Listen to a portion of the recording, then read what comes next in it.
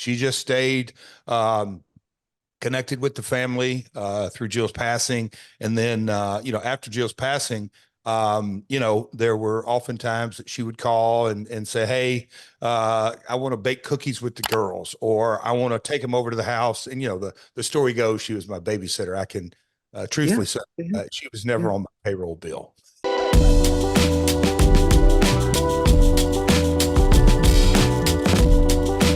All right. Hello, everyone. Welcome to the Apter chat. Got a very dear friend here who I've known, God, since the days he's pumped gas down in Tennessee. Jeff Jarrett, welcome to the Apter chat. It's great to see you.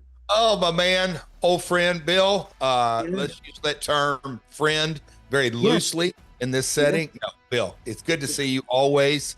As we, before we clicked the Zoom button and went live, we did talk about the old days, but we could talk forever, but we won't today. We got limited time. So we don't. Now, before we talk about AEW, by the way, do you notice that Swerve Strickland and I had a dark match down here in Apter's Alley? Yeah. I beat him. I got the belt. I do not buy that. I think Prince Nana could take you. But that's he could take me to the movies. He could take me anywhere he wants. I'll go. Oh, Jerry Lee. Not Jerry Lee Lewis. So, Jeff, before we talk about AEW, there are two people in my family, mainly Erica and Andrea, who are huge Swifties. Oh. And I know, one day you'll be living in a big old city. Oh, you're ever going to be. I know that you had and probably still have a relationship with Taylor Swift. I know this isn't what we were going to talk about originally. We will get to that. But can you tell the people that don't know how Taylor Swift came into your life? Oh, wow. The Swifties questions never stop. She's done quite well for herself, wouldn't you say, Bill? I would think so. Yes. Yeah. No. She needs a double J, at least an opening act of. She doesn't need anything these days, to my knowledge. But no. I to start off, I really can't say enough good things about Taylor because I've known her 15 years, longer than that. But the story is, and it's widely known, this part of it is that she's born in Pennsylvania, but her father and her mother and her brother all moved to my hometown of Hendersonville, Tennessee, to really give Music City a shot.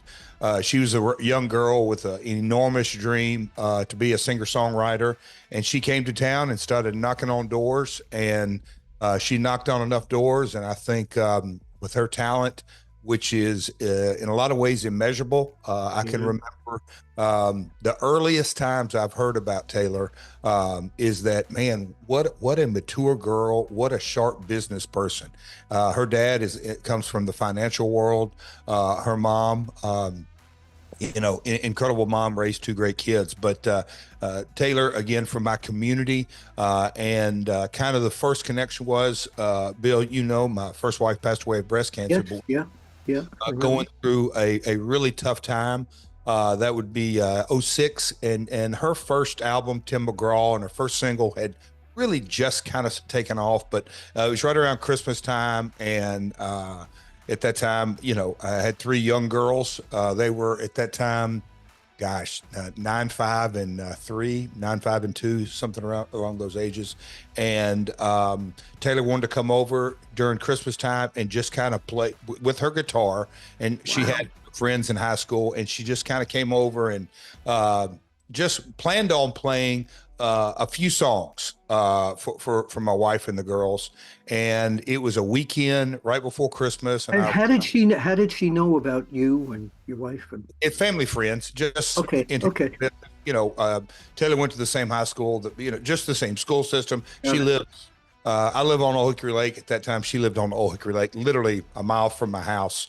And she just started playing some songs, and I kind of will never forget it. That I'm a lot going on in my life at that time. not, personally, wife and who was very, very sick, and 3 kids. And then on the professional side, TNA, it was the early days, and really blowing and going, and just a lot of responsibility. So I can't say that I sat around and listened to the songs, but she ended up staying 3 or 4 hours and played. And by the time the thing was over, Bill, I'm not kidding you, there's probably 30, 40 people in the house, because it was the weekend and visiting, and one friend told another friend, and one mom told another mom, and they came over and dropped by. But it was really but that was not the first time that we were around her, but that kind of, in a lot of ways, endeared her to the family. And then she just stayed connected with the family through Jill's passing.